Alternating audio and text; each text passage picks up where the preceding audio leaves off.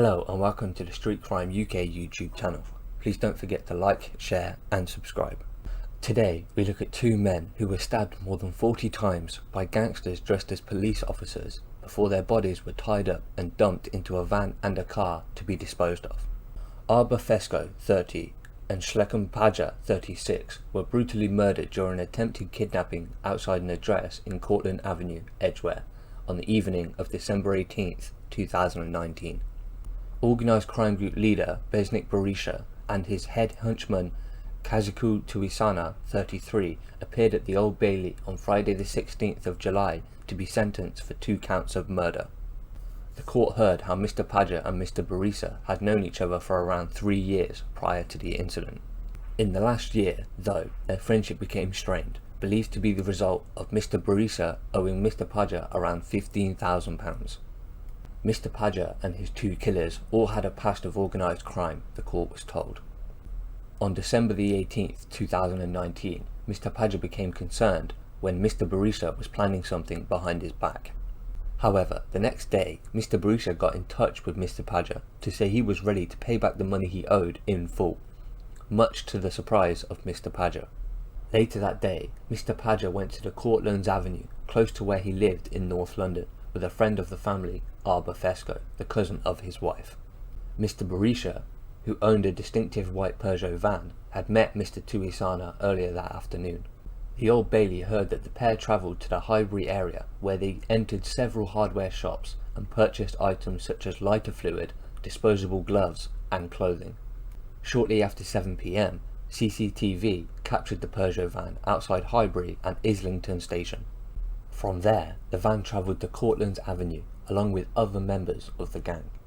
The group were dressed as police officers in order to ward off members of the public, and armed with tasers, cable ties and knives. The court heard how the initial plan was to kidnap and possibly torture Mr. Paja, but things were not going as planned. Shortly after 8 PM, 2 witnesses were making their way along the road when they saw a group of men appearing to attack another man, and further along the street, another man was seen to have collapsed. The police attended, but the suspects had fled by the time officers had arrived at the scene. The court heard how Mr. Arber was stabbed repeatedly in his back, but the group chased after and pinned down Mr. Paja. Mr. Paja was then stabbed 28 times across his body, but the majority of the wounds were to his chest, as the attackers were targeting his heart and lungs, the court heard. Their bodies were subsequently tied up and dumped into the boot of a car and van to be disposed of alongside any evidence in the vehicles. Although officers did discover Mr. Paja's blood along with both his and Mr. Arber's mobile phones. Recovered items included cable ties, a knife and an empty knife sheath also recovered from the crime scene. The knife was later found to be linked to Mr. Tuwizana and the sheath to Mr. Berisha. Following the killings, police received a call from a restaurant on the A1. Mr. Tuwizana had gone into the venue, having suffered a stab wound to the arm during the attack. Mr. Tuwizana claimed to have been trying to intervene in a fight before being attacked and bundled into a black Mercedes car and dumped outside the restaurant. The car, which was abandoned outside, was searched and the body of Mr. Arber was also found inside. Mr. Tuwizana was arrested and then taken to hospital. Meanwhile, Mr. Berisha was attempting to dispose of Mr. Paja's body in a hedge in Radlett, Hertfordshire.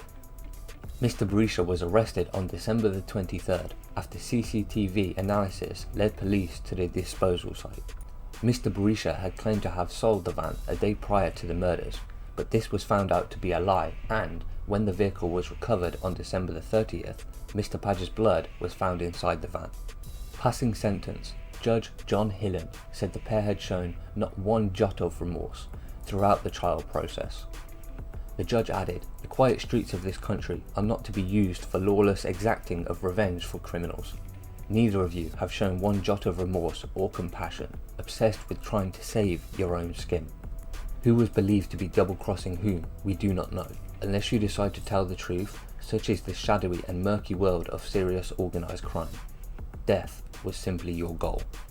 There could be no reason for leaving your victims alive, once restrained and kidnapped, to report what you had done or to exact revenge. Something went wrong, perhaps unexpected resistance, which led you to resort to using the knives you were carrying and bringing the plan forward. Mr. Berisha of Murtock Gardens of Barnet was jailed for life with a minimum term of 33 years. Mr. Tuwizana, with no fixed abode, was jailed for life with a minimum term of 31 years. In a victim impact statement, Mr. Paja's wife, Arber Fesko, told the court that the trauma of the incident is unbearable and broke down crying in the witness box. So what do you think of Mr. Berisha and Mr. Tuwizana, and how they had pulled off a premeditated murder against Mr. Fesko and Mr. Paja, brutally and mercilessly taking their lives through what could only be described as pure hatred after stabbing them consecutively 40 times? Please share your thoughts in the comments below.